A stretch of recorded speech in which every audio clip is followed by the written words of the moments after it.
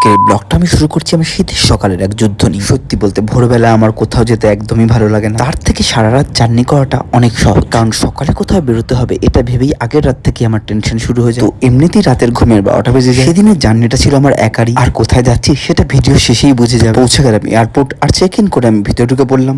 আর ঢোকার পরেই তো ট্রেনের মধ্যে আমাদের তত্ত্ব সাজিয়ে সবাইকে দেখাতে হয়। আর এখানে ছিল প্রচুর ভিড়, কোথায় বসবো আমি বুঝতে পারছিলাম। তো ওখানে না বসে আমি একেবারে গেটের দিকেই রওনা দিলাম। তো স্যার ম্যামরা আমাদের রোল নাম্বার গুলো ডাকলো, আর সেই অ্যাকর্ডিং আমরা পরপর ঢুকে গেলাম। আর এইভাবে সাপের মতো ঘুরতে ঘুরতে গিয়ে ঢুকলাম হচ্ছে প্লেনের পেটে। ভিতরে ঢুকে বসে পড়লাম সিটে। আর সব থেকে জঘন্য সিট ছিল আমার, মানে মিডিল। দুজন অচেনা লোকের মাঝখানে বসাটা যে কি বিরক্তিকর। তো ফ্লাইট ছেড়ে দিল আর ব্রেকফাস্ট দিয়ে দিল। আর ব্রেকফাস্টে ছিল অমলেট। এটা মনে হয় এটা জলের মধ্যে ভাজে, তাই কেমন জানি একটা সাদা সাদা, সাথে আবার কি আলুর সবজি দিতে। ব্রেড বাটারটা খেতে আমার খুব ভালো লাগে। সাথে একটা স্ট্রবেরি কার্ড দিয়েছিল, যেটা খেতে দারুণ ছিল। এসব খেয়ে একটু ঘুমিয়ে পড়লাম। তারপর আমি পৌঁছে গেলাম দিল্লি। আর পৌঁছানোর পর কানেক্টিং ফ্লাইট ধরার জন্য অনেকটা হাঁটতে হয়। এরপর আস্তে আস্তে আমি এয়ারপোর্টের বাইরে বেরিয়ে গেলাম, কারণ আমাকে যেতে হবে টার্মিনাল 2-তে। তো সেখানে আমাকে সঠিক সময়ের মধ্যে নেক্সট ফ্লাইটের জন্য পৌঁছাতে হবে। তো আমি এখানে জিজ্ঞাসা করে নিয়েছিলাম ওলা করে যেতে হবে নাকি বাসে করে যেতে হবে। ওরা বললো আপনি কিছু জানেন না, এই যে এখানে অ্যারো দেখাচ্ছে ওটা দেখে দেখে আপনি হেঁটে চলে যান। আর আমিও হাঁটা শুরু করলাম। আর এখান দিয়ে হাঁটতে কিন্তু আমার বেশ লাগছিল। আর আমি এসবে খুব ভয় পাই, কারণ অনেকদিন আগে একটি স্টেশনে দুটো ট্রেন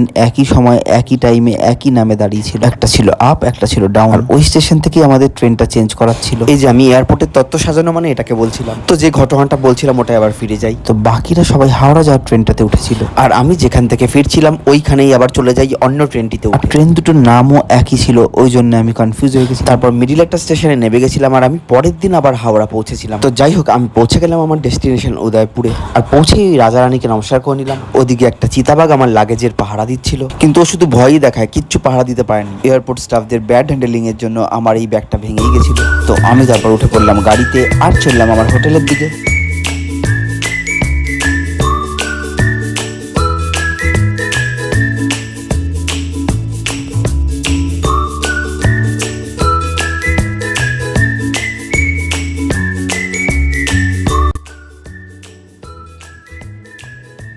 হোটেলে চেক ইন করার সঙ্গে সঙ্গে কিছুক্ষণের মধ্যে আমি রেডি হয়ে আবার বেরিয়ে পড়লাম আমার কাজের জন্য। হোটেল থেকে ক্লায়েন্টের বাড়ি ছিল 10 মিনিটের দূরত্বে। তো আমি পৌঁছে গেলাম ওদের বাড়িতে আর ভেতরে ঢুকে পড়লাম। আর এখানে চলছিল আমার রাত পর্যন্ত ক্লাস। তো সারাদিনে এই ব্লগটা এখানে শেষ করলাম। এরপরে আবার দেখাবো কি কি হবে। এখনের জন্য টাটা।